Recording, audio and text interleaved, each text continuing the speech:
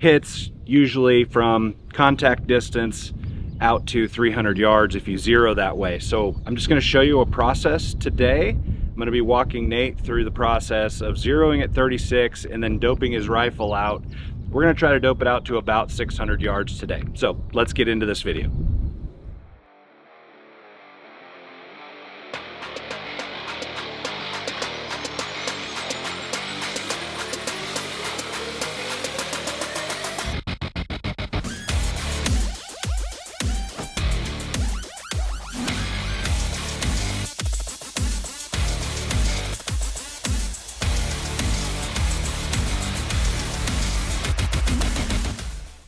All right, so what we did was we zeroed at 36 yards. We got that all tuned in just the way we wanted. We slipped the turrets on the scope. And then the next part of the process, we got to go a little old school on a method for trying to figure out how fast this cartridge is going. So it's a 55 grain out of an 18-inch barrel. I'm going to assume 3,000 feet per second. And then what we're going to do is we're going to shoot this thing at 400 yards on a pretty large plate. We're going to hold center, and then we're going to go down and see how much it dropped below that mark or above, and then we're going to true our data off of that and into our ballistic solver. Then based on what we see downrange, how far it is to get it back to center, we'll know pretty dang close our feet per second, and then we can start truing our dope further than that. So hold center on that target and give me another one.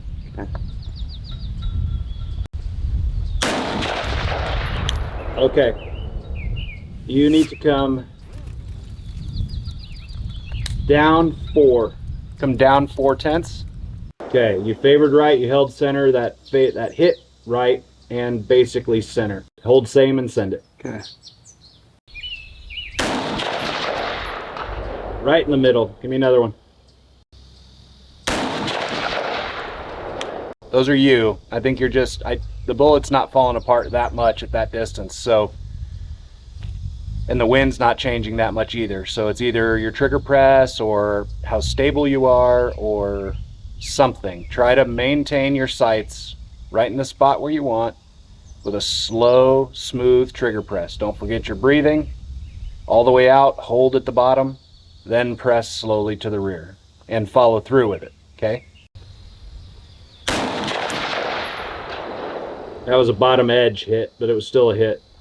Guys, on the camera, I'm talking to you now too, but I'm still just kind of getting information from Nate. So now we know that what we've done is we've put targets at 400 yards, right in the center. Like if there was a water line drawn across that, we'd be hitting, you know, within the deviation of the round itself on that center line.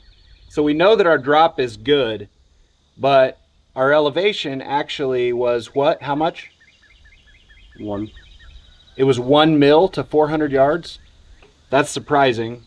I didn't even think about the fact that in my ballistic solver, I probably had the drop data set at a 100 yard zero, when in fact we are zeroing at 36 yards. And I also completely forgot to measure the difference of the scope over the bore line, which I had inputted as 2.5 inches. It's actually 3 inches on Nate's rifle. And so changing both of those things gave us the desired result. So now at 400 yards, we are on the water line, meaning our elevation is trued up, and we know based on the data in the solver that his rifle is shooting at 3,000 feet per second, roughly speaking. It's not perfect, but it's really close in real world terms. So now what we're gonna do is we're gonna come back into 300 yards. We're gonna test it. We're gonna go 300, 400, 500, and 600 yards and try to get dope on his rifle. So again, I'll leave the camera running, bring you guys along with us. Yeah. Just kind of like the terrain drops off, there's a dip. And then just as you come out of the dip, there's just a single target on a single berm all by itself. Yeah. You see that? Yeah. That's the 300 yard target. Okay. Okay.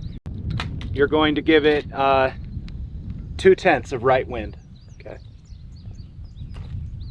Sorry, hold straight up. Meaning no wind. Yeah.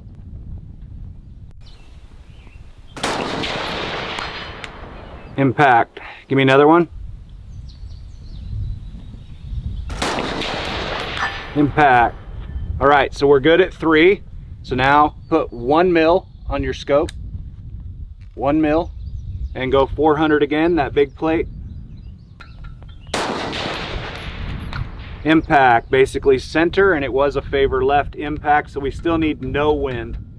So now from there, you're gonna pan across, you're gonna see a white car, and then there's a target array that has a big number 5 on it. Yeah. You see those? Yeah. I want you to try to hit that big square on the left side Okay. of that horizontal bar, copy? Yeah. And you're going to dial 2.3. And you're going to favor left on the wind. It actually is left out there for some reason. Impact. Left side hit, you favored left, go ahead and hold straight up and send another one. Impact, dead center 500. Let's go to the 6. 4 mils up, hold center, send it when ready on that big plate on the right.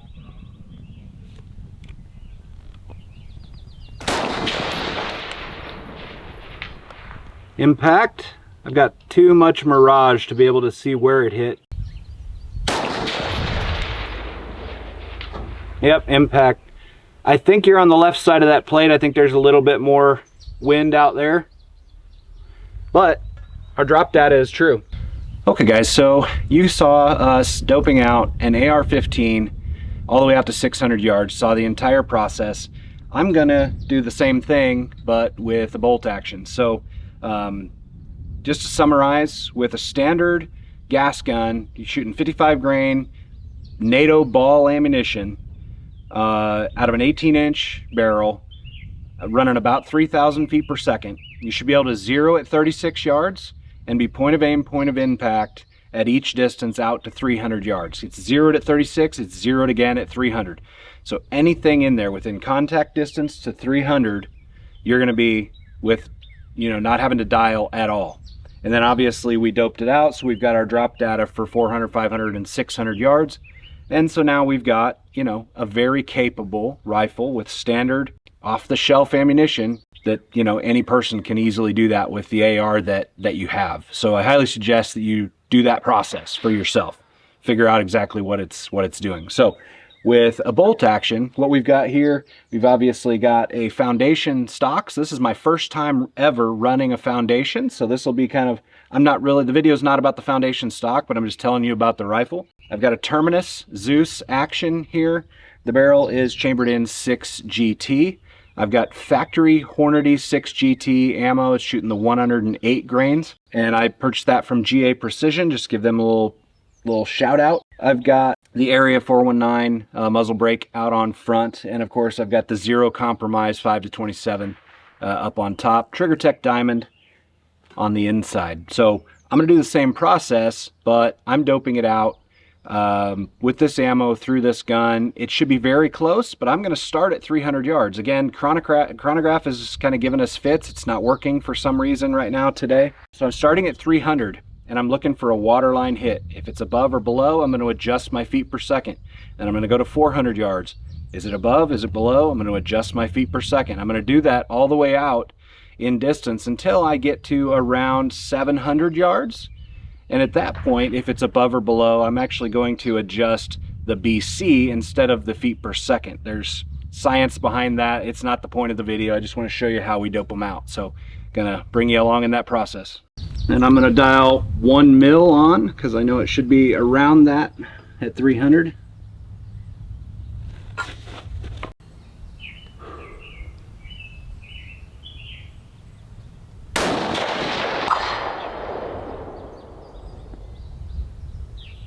Is that left side? Yeah. I'm gonna do another one. But it was lined up, right? Yes.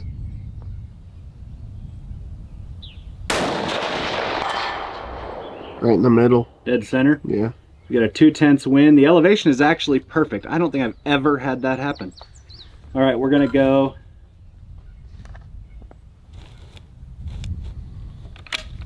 to 400 next, but I gotta grab my Kestrel. All right, we're gonna go 1.5 to 4. That's gonna be our next shot here. Okay, I'm gonna go the plate that's on the ground, that square one. Okay.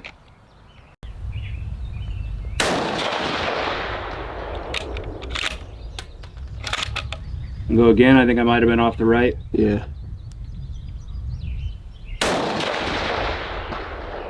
Bottom edge hit. Yeah, bottom right. I agree.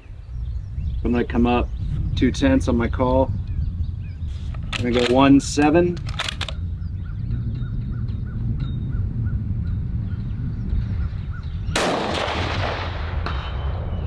Elevation was good. Yeah, just right there. Okay, so I'm gonna change my muzzle velocity for the 400 to say 1.7 instead of 1.55, and I'm doing that with muzzle velocity.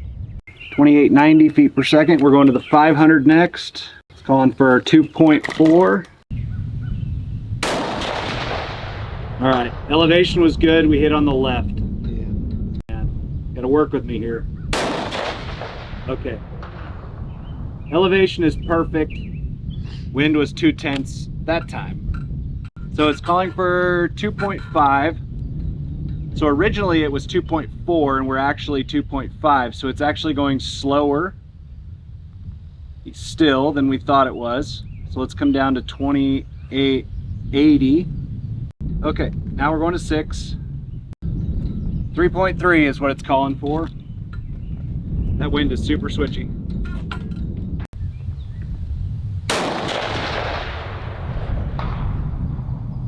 It's pretty good. Yeah. Okay, calling that good. Now we're going to 7. So back to the right hand side. We cannot see the 7, so we're going to go 8. There's a big plate on the far right hand side on the ground at 800. Yeah. We're going to go with that one. Okay.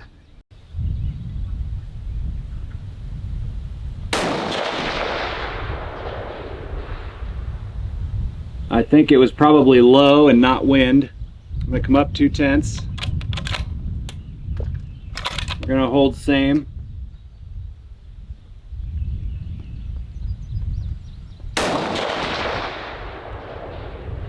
There it is. Impact elevation is good. I'm going to put another one down there. Yeah. Yep. Here we're centered up. Almost no wind at that distance, which is weird. But that data lined up. So now we should be good there. Let's go to 900, back on the right. Holding center.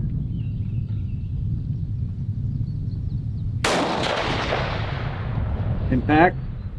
We were a 10th low. Shooting again. Holding center. There it is. Dead center at 9.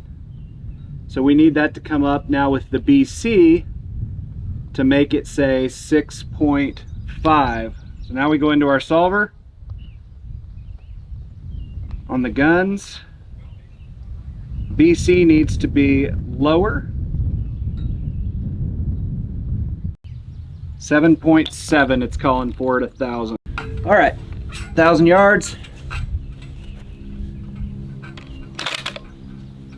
Target on the right.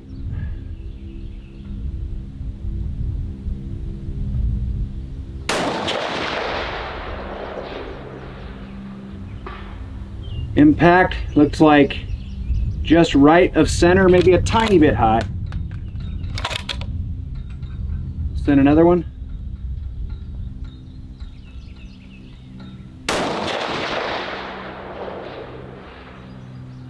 Impact. Another one.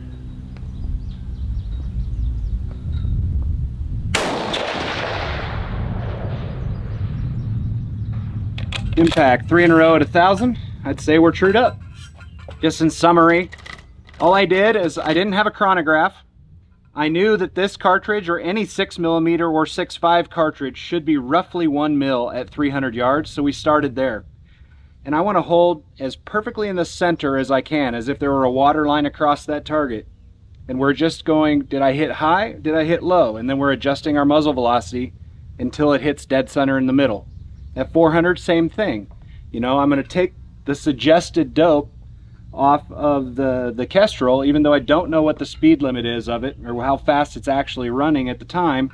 Does it hit high? Does it hit low? And then I'm going to adjust it to center and adjust in the Kestrel. The key here is beyond, like up to 600 or 700 yards, you're going to adjust muzzle velocity to true this number up.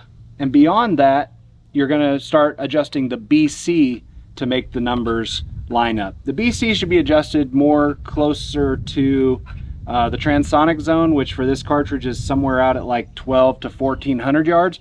We don't have that kind of distance to deal with.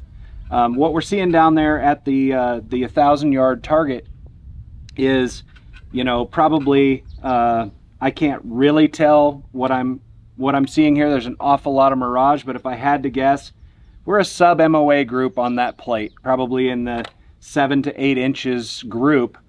You know, for factory ammo, if you're getting a 3/4 MOA group, that's fine. I would hope it to be a half minute. It doesn't matter. We're hitting the 1,000-yard plate, hit it 3 times in a row. No chronograph, didn't have any data to start with. Doped the rifle out, and now we've got Kestrel and rifle matched up with this ammo. Good to go for all those distances. Guys, thanks for watching today. Hopefully you picked up maybe some tips. I know the video is a little on the longer side because I just let the camera run, but sometimes getting all that information unedited can be a little more helpful. So hit that subscribe button if you haven't already. Make sure and leave a comment. Help us fight the nasty anti-2A commies over there at YouTube a little bit. It helps the algorithms. Make sure you can check out the sponsor links down below. Coltac, MK Machining, Axle Hearing Pro, and of course our title sponsor, Secure Gun Storage Solutions. Thanks, guys.